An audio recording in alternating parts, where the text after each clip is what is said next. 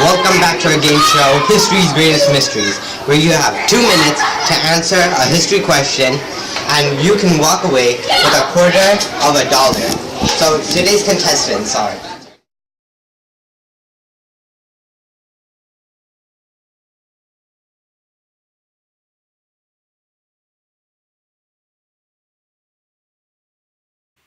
who were the key people and why were they important? Well, that's actually a really good question. The first key person was John A. Macdonald. John A. Macdonald was important because he was the Prime Minister of Canada at the time of the introduction for the residential schools. He was also the Minister of Indian Affairs, so he was basically the creator of residential schools, and let me tell you why. He was always dreaming about creating residential schools for Indigenous people, so that he can change their lifestyle. Therefore, he brought out his plan and sent one of his friends to see how the Americans handle their residential schools, so that he was able to replicate it. He came back and said that he likes the way they were treated in the US, which was known as aggressive assimilation, and that they were treated very badly. So Macdonald carried out his plan and created residential schools, which he now gets a lot of hate for, but that was why he was important in the subject of residential schools. The second key person was Nicholas Flood David. David was important because he was appointed by the Prime Minister to investigate the success of residential schools in the US. He was there for 2 weeks, going to different states trying to find how these students at residential schools were being treated, and sure enough, they were being treated very poorly. He was impressed by the way the teachers handled students, which they called aggressive assimilation. Therefore, he wrote a news report on his thoughts and how they were being treated, and so with his help, residential schools were created the way they were. Also, kids were treated very badly, with some even dying. That was how he contributed to the creation of residential schools in Canada.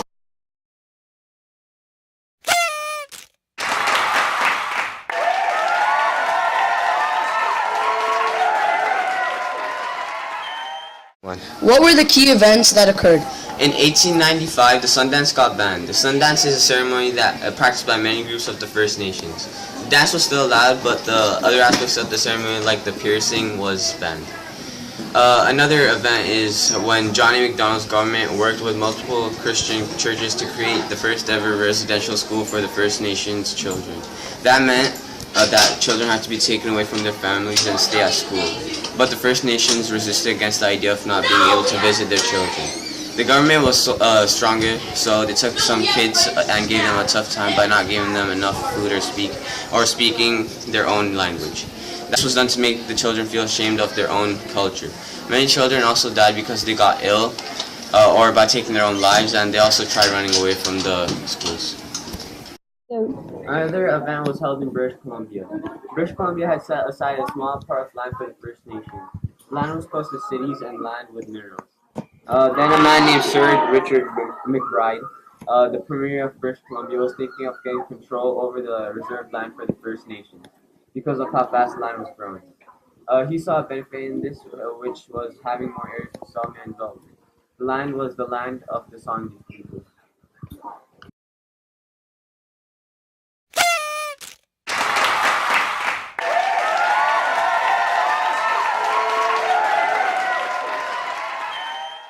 When were residential schools created and why?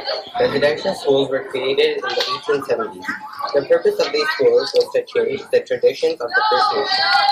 The Europeans wanted to eliminate the Aboriginal culture. In these schools, students were forbidden to practice their culture. Duncan Campbell Scott, who was the Minister of Indian Affairs, said, "I want to get rid of the Indian problem. I do not think, as a matter of fact, that the country ought to continuously protect a class of people who are able to stand alone. Our objective is to continue until there is not a single Indian in Canada that has not been absorbed into the body politic, and there is no Indian question and no Indian department. That is the whole object of this bill."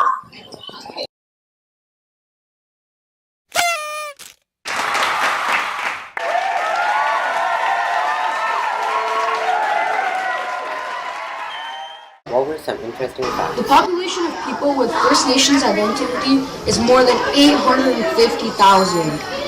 Every First Nation group has its own culture, customs, beliefs, traditions, etc. Each First Nation has his or her own creation beliefs. It depends on the stories that their ancestors taught them. Many First Nation groups believe everyone is connected. Everything is connected. The sea is connected to the land, the spirit world is connected to the mortal world, etc.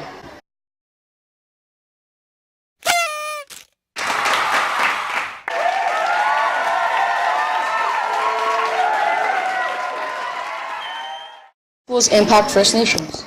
The residential schools changed the traditions of the First Nations. Before residential schools, First Nations used to learn from social gatherings, rituals, oral teaching, and demonstrations. After the Europeans arrived, it changed fast. First Nations children had to get used to the classroom-style environment, which wasn't easy. This created an impact on the traditions of the First Nations. At the schools, children would be talking only in English or French. If any students did speak their religious language, they would be punished. And when I say punished, I don't mean going to student services, but instead I mean a beating kind. Students would be given harsh punishments that we can't imagine. Students could not even wear their traditional clothes.